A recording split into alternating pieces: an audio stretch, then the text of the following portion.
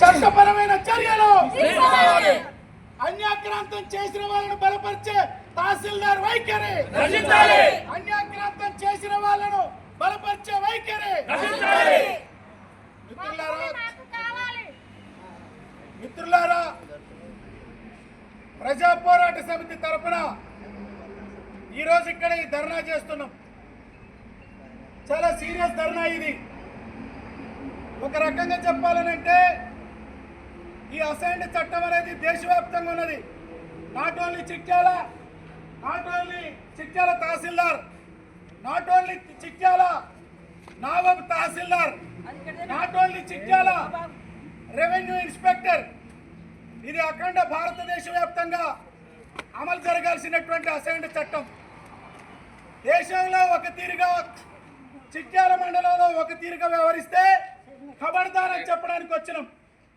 ఇక్కడ మేము ఏ హక్కు కోసమైతే కొట్లాడుతున్నామో ఇది కనుక అమలు జరగకపోతే రాష్ట్ర CCLA దగ్గర ధర్నా చేస్తాం, రాష్ట్ర రెవెన్యూ ప్రిన్సిపల్ సెక్రటరీ దగ్గర ధర్నా చేస్తాం, రాష్ట్ర రెవెన్యూ మంత్రికి రిపోర్ట్ ఇస్తాం, రాష్ట్ర ఉన్నతాధికారులందరికీ కూడా ఇస్తాం. మేము ఇక్కడ జరుగుతున్నటువంటి అన్యాయం ఏంటంటే అసైన్డ్ భూముల్లో పొజిషన్లో లేని వాళ్ళను ఇక్కడ విచారణకు అంగీకరించడం. ఎవరు పొజిషన్లు ఉన్నారు? అసైన్డ్ భూములు అమ్ముట కొనుట నేరం. అది అసైన్డ్ చట్టంలోనే ఇచ్చేటటువంటి పట్టాలోనే ముద్రిస్తారు. అది అసైన్డ్ భూములు అమ్ముట కొనుట నేరం. నేరమైనప్పుడు ఆ భూమిని స్వాధీనం చేసుకోండి.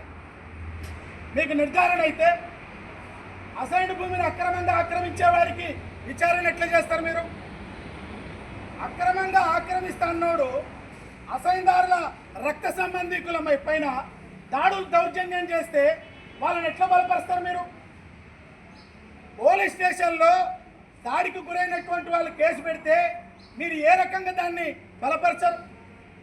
అసైన్దారులను రక్షించడానికి ఉందా రెవెన్యూ డిపార్ట్మెంటే? లేకపోతే అసైన్డ్ భూములు అన్యాక్రాంతం అయితే అక్రమంగా ఆక్రమించడానికి ప్రయత్నం చేస్తే వాళ్ళను రక్షించడానికి ఉందా? అసైన్డ్ చట్టాన్ని చట్టబద్ధంగా అమలు చేయండి. చిట్యాల తహసీల్దార్ గారికి మేము ప్రత్యేకంగా కోరుతున్నాం.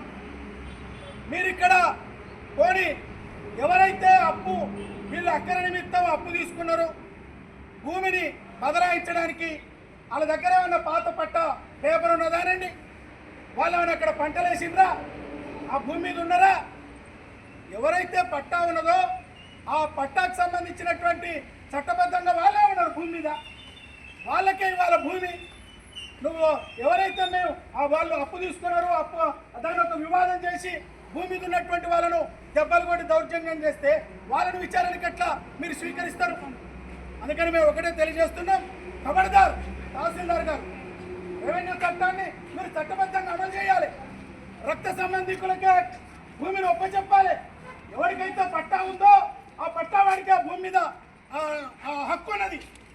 ఆ పట్టా హక్కు ఉన్నటువంటి వాళ్ళు ఆ భూమి మీద లేకపోతే అప్పుడు మీరు విచారణ చేయండి. అప్పుడు మీరు స్వాధీనం చేసుకొని ఇతరులకు ఒప్పచెప్పండి. కానీ మీరు ఎవరైతే అక్రమంగా ఆక్రమించిన వాళ్ళ బండ్లెక్కి విచారణకి ఎట్లా పోతారండి? మీరు మేము ఆక్రమించిన అది మా భూమే అన్నవాళ్ళు దెబ్బలు కొడితే పోలీస్ స్టేషన్లో కేసు పెట్టమని చెప్పాలి తహసీల్దార్. కానీ పోలీసులకు ఏ రకంగా మీరు కరెక్ట్ డైరెక్షన్ ఇవ్వరండి? అంటే అసైన్దారులందరూ కూడా ఈ రకంగా అన్యాయానికి గురి కావడమేనా? ఎవరికైతే అసైన్డ్ పట్టా ఉందో వాళ్ళ రక్త సంబంధికులకు మాత్రమే భూమి చెందుతుంది. వాళ్ళు పొజిషన్లో ఉన్నప్పుడు వాళ్ళకి రక్షణ కల్పించాలి. పొజిషన్లో లేనివాడు నేను అప్పు తీసుకున్న వాళ్ళ దగ్గర భూమి నాకు అమ్మిండ్రానంటే అది చట్ట విరుద్ధం. నేను కొన్నా అనేటటువంటి వాడికి ఎట్లా మీరు అవకాశం ఇస్తారు? వాడు చట్ట విరుద్ధం. కొన్నా అన్నవాడు చట్ట విరుద్ధం. మీరు వెరిఫై చేయండి, విచారణ చేయండి. విచారణలో ఆ రక్త సంబంధికుల భూమి మీద ఉంటే వాళ్ళకే భూమిని ఇవ్వండి. వాడెవడన్నా వస్తే వాళ్ళే ఉన్నారా భూమి మీద, మీరు కరెక్ట్ కాదని చెప్పండి. అసైన్దారుల మీద దాడులు ఎట్లా చేస్తారు? బట్టలు ఊసిపోయేటట్టుగా మహిళల మీద దాడులు ఎట్లా చేస్తారు? దాడులు చేసిన వాళ్ళ మీద క్రిమినల్ కేసులు ఎందుకు పెట్టరు? తర్వాత విచారణ పేరు మీద పక్కకున్న రైతులందరూ కూడా వాళ్ళే జోగుకు సంబంధించినటువంటి వాళ్ళే ఆ భూమిని సేద్యం చేస్తున్నారు, వాళ్ళే ఉన్నారు అని చెప్పిన తర్వాత కూడా మీరు ఎందుకని విచారణ పేరు మీద కాలాన్ని వృధా చేస్తారు?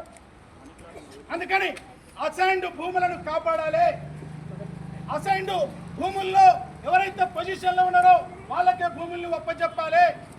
దాడులు దౌర్జన్యాలు చేసినటువంటి వాళ్ళపైన క్రిమినల్ కేసులు పెట్టాలి. No enquiry. మీ ఎంక్వైరీలో తేలితే ప్రభుత్వం స్వాధీనం చేసుకోండి. కానీ మేము అక్కడ పొజిషన్లో ఉన్నాం. ఎవరైతే జోగు వంశస్థులు ఉన్నారో వాళ్ళే అక్కడ భూమి పైన ఉన్నారు. ఎవరైతే జోగు వంశస్థులు ఉన్నారో వాళ్ళే భూమి పైన ఉన్నారు, వాళ్ళే పొజిషన్లో ఉన్నారు. రక్త సంబంధికులకు మీరు భూమిని కాపాడి ఇవ్వాలి. కానీ రక్త సంబంధికులకు ఇవ్వకుండా ఇతరులకు అవకాశం ఇవ్వడం, ఇతరులు దాడులు చేస్తే కేసులు పెట్టకపోవడం, ఇతరులకు వాళ్ళ యొక్క వాయిస్ను స్వీకరించేటటువంటి అవకాశం ఎక్కడిది? కొన్నాళ్ళు ఎట్లా నువ్వు రిసీవ్ చేసుకుంటావు? నేను కొన్నాన్నోనికి ఎట్లా ప్రయారిటిస్తావు? ఏ రకంగా ప్రయారిటిస్తావు? దాని మీద విచారణ ఎందుకు? అందుకని రక్త సంబంధికులు ఉన్నారు, వాళ్ళకు మీరు పొజిషన్ మీద ఉన్నారు, బలపరచండి. దాడి చేస్తే కేసు పెట్టించండి. లేదు వాడు కూడా లేకపోతే స్వాధీనం చేసుకునే వరకైనా ఇవ్వండి. అందుకని రకంగా దుర్మార్గంగా వ్యవహరించేటటువంటి పద్ధతి రెవెన్యూ శాఖ కరెక్ట్ కాదు. అందుకని రెవెన్యూ శాఖలో ఆలోచనలో మార్పు రావాలి. కాపాడాలి అసైన్డ్ భూముల్ని, కాపాడాలి అసైన్డ్ భూముల్ని.